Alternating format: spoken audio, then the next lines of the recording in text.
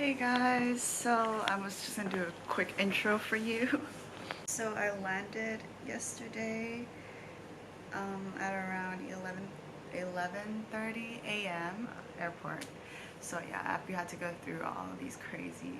It was just like a lot of officials. I was pretty shocked at how many officials were there. From the moment we left off the airplane to the moment we went in the bus to go to the hotel, there were like officials everywhere. So there was no way you could done like a U-turn and then run away. No, I don't recommend you doing that either, because yeah, don't do that. So when I arrived to the place, right now I'm staying in Pattaya. Oh yeah, that's also one thing I want to share, is that when you are in a state quarantine, you don't know which hotel you're gonna go to. And I live in Bangkok, so yeah, I got located in Pattaya, which is around 2 to 3 hour drive away from Bangkok. So that's a little bit of hustle, but honestly, I don't really mind, because when I'm out, I'll probably go to the beach or have some seafood or something. But yeah, anyways, once we arrived, there were a lot of documents waiting for us in the room, and basically everything is in Thai. If you're not good in Thai like me, like I can read Thai, but it will take me like longer than usual because like I'm not fluent in it. Like I can speak and understand, but reading is like really tough for me. So I was just super stressed because there was like so much information that I had to read. So I just sent it to my boyfriend. He read it for me, thank God. But it was just a lot of information. And we also had to add these line groups to contact people, because you're not allowed out of the room. So you have to stay here 24/7 for 14-15 days. So yeah, you're not allowed to go out. You're not allowed to do anything except stay in this room. Unless they call you to do the PCR test, then you'll have to go down. But then you need to wait for the officials to come and pick you up. So I'm gonna be doing a room tour today. I actually did it yesterday, but I deleted the video by accident. So we're gonna do it again. So this is the bathroom. We have a bathtub actually, which is quite amazing, but I don't think I'm gonna be taking a bath. I just will use it to wash my clothes. And this is the toilet, and we also have a shower here. And this is all my stuff already prepared. And they also give you like a shower gel and a shampoo. They don't give you conditioner here, so yeah, you might want to bring that with you. Then over here, it's the sink area. And yeah, these are basically all my stuff. These are the stuff that they give you. They give you a comb, cotton buds, a razor, toothpaste, and toothbrush. But it's like very small size toothpaste, so you might want to bring your own, and some soap, shower cap, and stuff like that. So yeah, the usual hotel stuff. And they also give you a sponge to wash your dishes and a dishwasher thingy. So that's nice. And this is for washing your clothes. They gave you this small one for free as well. So, in case you need to wash something. And I think it's enough for 15 days. Then they also have this closet that I'm not gonna use because honestly it scares me. Like it's just, I don't know, it's just not, yeah, I'm not gonna use this closet. And they have a full-length mirror here, which is awesome. So sorry it's messy because I just left last night. I came in last night, so it's a little bit cray. So they have a broom and stuff, so you can clean your room because you're gonna be here for 15 days, so you want your room to be clean anyways. And they give you 4 packs of water. Yeah, I don't really drink a lot of water, so I think that will be more than enough for me. And here we have 2 beds. I'm sleeping in this one, but yeah, I'm just charging my laptop here, so this is where like all my stuff is. And that's basically that. We have the TV, which doesn't work, but I don't watch TV anyway, so it doesn't really matter to me. We have a small fridge, which there's basically not that much stuff, but that is that. And they also give you a hair dryer here, which is awesome because a lot of hotels, state quarantine hotels, don't have hair dryers. It doesn't work that well, but at least you have one. And a water boiler. And they gave you a lot of coffee.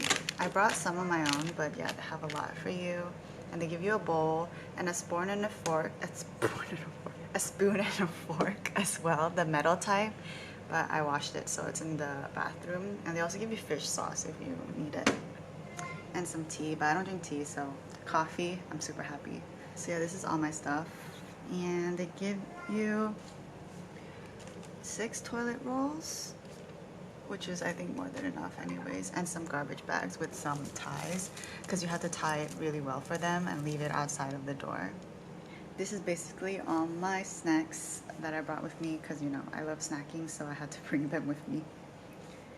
Yeah, this is just all my stuff. It's a little bit messy, but that's okay. So this is my view. It's nice. You can see the beach. Also, every day we have to check our temperature before 9 a.m. Yeah, they give like this thermometer for you that you have to check under your arm every day, and you have to send it because they have this line group where it's like a automated line group where you have to send your temperature in every day, and if you don't, they will remind you anyways. So yeah, you have to do that.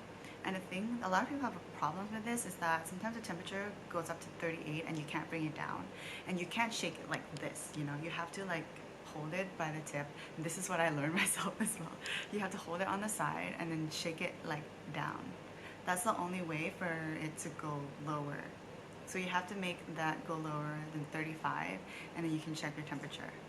So yeah, this is basically day 1 of quarantine because they counted yesterday when I landed as day 0. This is day 1 of quarantine, and I think we have to stay here for like 15 days, not even 14, like 15. So that'll be like a total of 16 days in quarantine.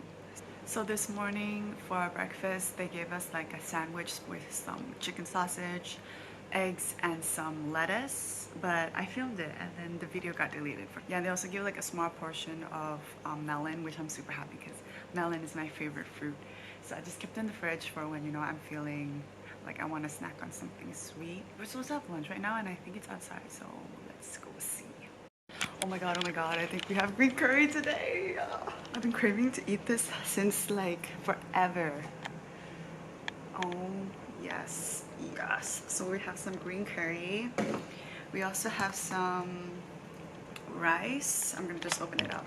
So for lunch today, it's like already 12:03 p.m. I'm so happy. We have some green curry. I really wanted to eat this so bad. And some rice with some, I think this is like a chicken ginger type thing, stir fry. And also for dessert, we have this cute little roll cake. I think maybe it's like a chocolate or coffee roll cake. So, oh my god, super nice.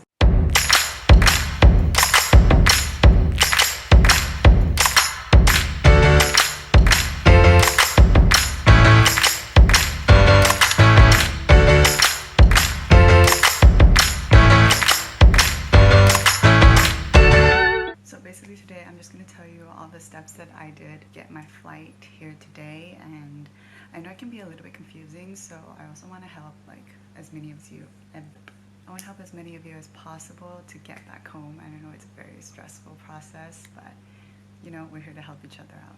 So basically the embassy didn't announce like when the repatriation flights will be until just recently, so I just think I'm so thankful for that. So now we know like when the flight is going to be, so we can arrange our schedule, because not everybody is free on the days that, you know, they announce the repatriation flight, right? Because like most of us are working, so not a lot of us are going to be free on the exact date.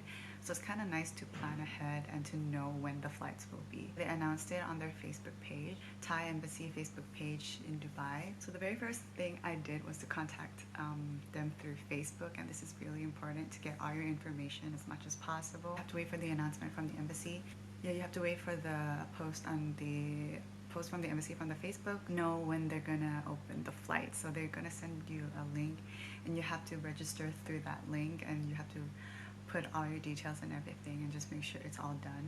In that link, they're going to tell you to add this line group, which there will be a QR code as well. You just have to click through that link and then get into the line group. Then I waited until the 17th for them to announce like if I'm actually going to be on the flight, because they're going to announce all the names, like everybody who is eligible to go on that flight. And I'm reading through my laptop because I wrote like all the notes down because I can't remember it in my head, okay? So before the 17th of September, I tried to arrange to use the staff ticket, and it was such a big problem because like some Thai people were like saying that we can't use it and they had to fly and they had to pay the full amount. Some people said that they were able to use it, so it was just like really confusing to me. So I honestly called staff travel like probably 5 times, and I was on call with one of them finally, and she said that yeah, I am able to use the staff ticket. So honestly, I just booked it. So the final answer is you can use your staff travel ticket. I think you weren't allowed to use it before was because like they didn't really know how it worked, I guess, and the company didn't really like allow you to use the staff travel, but now you can. So I'm just so thankful because I saved a lot of money from using the staff ticket because I use my annual leave, which I don't have to pay anything for. So for a flight to come to Bangkok and the flight to go back to Dubai is I didn't have to pay for anything. So I'm just super grateful for that. So on the 17th, we got the name, the list from also from the Facebook page of the embassy in the afternoon, which I would recommend you to book a flight. If you're gonna book from staff travel, book it right when you know that your name is already on the list, because a lot of people had a problem because most of them booked it after they've done the COVID test. But honestly, you can call them and change the dates and everything. So I would recommend just to book it when you know exactly that your name is on the flight. Just to make sure that your ticket says confirmed, because like a lot of time people were waitlisted because they booked it like after they got the COVID test done, so the flight was pretty much full. So I think it would be safer just to book it when the names are out. On the 22nd, you have to go do the COVID test, which I did it in National Screening Center in Port Rashid, which is basically a drive-through. So you need to use a car, which I took a taxi and I paid like a total of 80 dirhams to go there and to go back home. I recommend as well because the embassy told us to go from 12 to 1 p.m.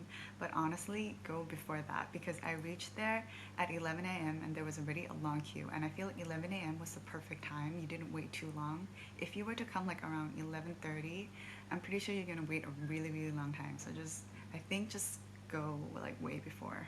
Go whenever it's open because it's like it was a pretty long queue.